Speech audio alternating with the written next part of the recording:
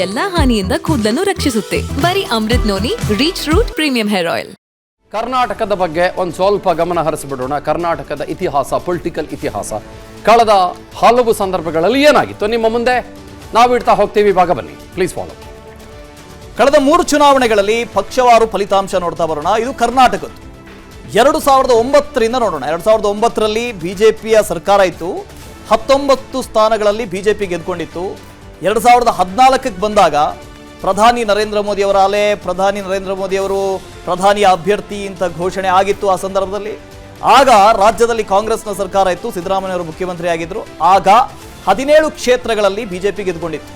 ಅದೇ 2019ಕ್ಕೆ ಬಂದಾಗ 25+1, 25 ಬಿಜೆಪಿ, 1 ಅವರು ಪಕ್ಷೇತರರಾಗಿ ಆಗ ಸ್ಪರ್ಧೆ ಮಾಡಿದ್ದ ಸುಮಲತಾ ಅವರಿಗೆ ಬೆಂಬಲ ಘೋಷಣೆ ಮಾಡಿದ್ರು. ಹಾಗಾಗಿ 26 ಸ್ಥಾನಗಳನ್ನು ಗೆದ್ದುಕೊಂಡಿದ್ರು 2019ರಲ್ಲಿ. ಅದೇ ಕಾಂಗ್ರೆಸ್ ಬಂದಾಗ 2009ರ ಚುನಾವಣೆಯಲ್ಲಿ 8 ಸ್ಥಾನಗಳನ್ನು ಗೆದ್ದುಕೊಂಡಿತ್ತು ಕಾಂಗ್ರೆಸ್. 2014ರ ಚುನಾವಣೆಯಲ್ಲಿ 1 ಸ್ಥಾನವನ್ನು ಹೆಚ್ಚಿಗೆ ಗೆದ್ದಿತ್ತು. 9 ಸ್ಥಾನಗಳಲ್ಲಿ ಗೆಲುವು, 9 ಕ್ಷೇತ್ರಗಳಲ್ಲಿ ಗೆಲುವು. 2019ರ ಚುನಾವಣೆಯಲ್ಲಿ ಕೇವಲ ಬೆಂಗಳೂರು ಗ್ರಾಮಾಂತರ ಮಾತ್ರ ಡಿ.ಕೆ. ಸುರೇಶ್ ಅವರು ಮಾತ್ರ ಗೆದ್ದಿದ್ದು. 1 ಸ್ಥಾನವನ್ನು ಮಾತ್ರ ಗೆದ್ದುಕೊಂಡಿತ್ತು ಕಾಂಗ್ರೆಸ್ 2019ರಲ್ಲಿ. ಅದೇ JDS ಅನ್ನು ನೋಡಿದ್ರೆ 2009ರಲ್ಲಿ 3 ಸ್ಥಾನಗಳು, 2014ರ ಚುನಾವಣೆಯಲ್ಲಿ 2 ಸ್ಥಾನಗಳು, 2019ರಲ್ಲಿ ಕಾಂಗ್ರೆಸ್ನ ಜೊತೆಗೂಡಿ ಸ್ಪರ್ಧೆ ಮಾಡಿದಂಥ ಚುನಾವಣೆ, ಒಂದೇ ಒಂದು ಸ್ಥಾನವನ್ನು ಗೆಲ್ಲೋದಕ್ಕೆ ಶಕ್ತವಾಗಿತ್ತು JDS. ಈಗ JDS ಬಿಜೆಪಿಯ ಮೈತ್ರಿ ರಾಜ್ಯದಲ್ಲಿದೆ. 2024ರಲ್ಲಿ ಏನಾಗುತ್ತೆ ಕಾದು ನೋಡೋಣ. ಇವೆಲ್ಲದರ ನಡುವೆ ಈ ವೋಟಿಂಗ್ ಪರ್ಸೆಂಟೇಜ್ ಅನ್ನ ಒಂದು ಸ್ವಲ್ಪ ಗಮನಿಸಿ ಬಿಡೋಣ. ನಮಗೆ 2024ರದ್ದು ಇನ್ನೂ 6 ಹಂತ, ಮತ್ತೊಂದು ಹಂತ ಮುಕ್ತಾಯ ಆಗೋದಕ್ಕೆ ಕೆಲವು ಕ್ಷಣಗಳು ಮಾತ್ರ ಬಾಕಿ ಉಳ್ಕೊಂಡಿದೆ. ಹಾಗಾಗಿ ನಾವು 2024ದು 6 ಫೇಸಸ್ ಅಂತ ತೆಗೆದುಕೊಳ್ಳೋಣ. ಈಗ ಓಕೆ, 2024 ಇಂದ ನಾವು ಶುರು ಮಾಡೋದಾದರೆ 65.17%, 2019 67%, 2014 ಇಟ್ ಈಸ್ 66.44. Very similar. ನನಗೆ ತುಂಬ ದೊಡ್ಡ ಮಟ್ಟದ ವ್ಯತ್ಯಾಸ ಏನು ಇಲ್ಲಿ ಕಾಣಿಸ್ತಾ ಇಲ್ಲ. ಓಕೆ,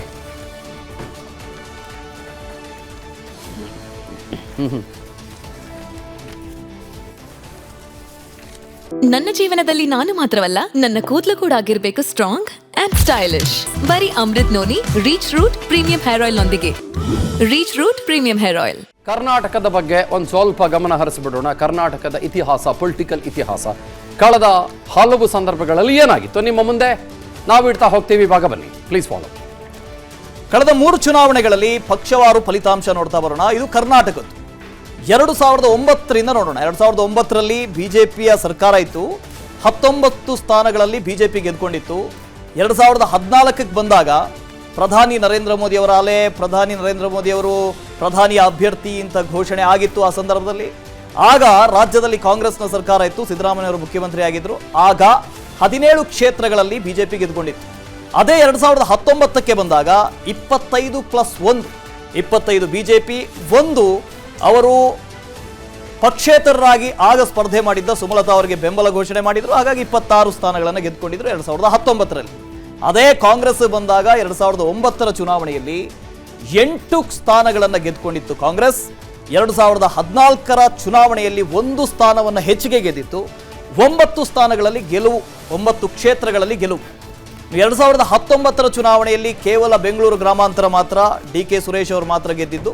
1 ಸ್ಥಾನವನ್ನು ಮಾತ್ರ ಗೆದ್ದುಕೊಂಡಿತ್ತು ಕಾಂಗ್ರೆಸ್ 2019ರಲ್ಲಿ. ಅದೇ JDS ಅನ್ನು ನೋಡಿದ್ರೆ 2009ರಲ್ಲಿ 3 ಸ್ಥಾನಗಳು, 2014ರ ಚುನಾವಣೆಯಲ್ಲಿ 2 ಸ್ಥಾನಗಳು, 2019ರಲ್ಲಿ ಕಾಂಗ್ರೆಸ್ನ ಜೊತೆಗೂಡಿ ಸ್ಪರ್ಧೆ ಮಾಡಿದಂಥ ಚುನಾವಣೆ, ಒಂದೇ ಒಂದು ಸ್ಥಾನವನ್ನು ಗೆಲ್ಲೋದಕ್ಕೆ ಶಕ್ತವಾಗಿತ್ತು JDS.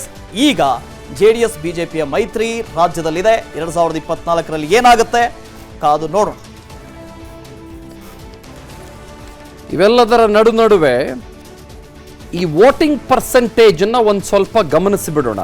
ನಮಗೆ 2024ರದ್ದು ಇನ್ನೂ 6 ಹಂತ, ಮತ್ತೊಂದು ಹಂತ ಮುಕ್ತಾಯ ಆಗೋದಕ್ಕೆ ಕೆಲವು ಕ್ಷಣಗಳು ಮಾತ್ರ ಬಾಕಿ ಉಳ್ಕೊಂಡಿದೆ. ಹಾಗಾಗಿ ನಾವು 2024ದು 6 ಫೇಸಸ್ ಅಂತ ತೆಗೆದುಕೊಳ್ಳೋಣ.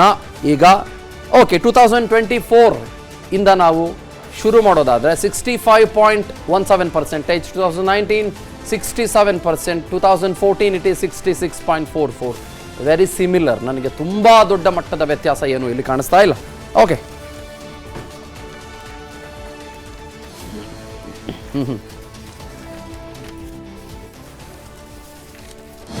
ಅನುಕ್ಷಣದ ಸುದ್ದಿಗಳಿಗಾಗಿ ವಿಸ್ತಾರ ನ್ಯೂಸ್ ಯೂಟ್ಯೂಬ್ ಚಾನೆಲ್ ಸಬ್ಸ್ಕ್ರೈಬ್ ಮಾಡಿ. ಹೊಸ ಸುದ್ದಿಗಳ ನೋಟಿಫಿಕೇಶನ್ಗಾಗಿ ಬೆಲ್ ಐಕಾನ್ ಕ್ಲಿಕ್ ಮಾಡಿ. ಲೇಟೆಸ್ಟ್ ಅಪ್ಡೇಟ್ಸ್ಗಾಗಿ www.vistaranews.com ವೆಬ್ಸೈಟ್ಗೆ ವಿಸಿಟ್ ಮಾಡಿ. ಅಂಗೈಯಲ್ಲೇ ಜಗತ್ತಿನ ಸುದ್ದಿ ತಿಳಿಯಲು ವಿಸ್ತಾರ ನ್ಯೂಸ್ ಕನ್ನಡ ಆಪ್ ಡೌನ್ಲೋಡ್ ಮಾಡಿ.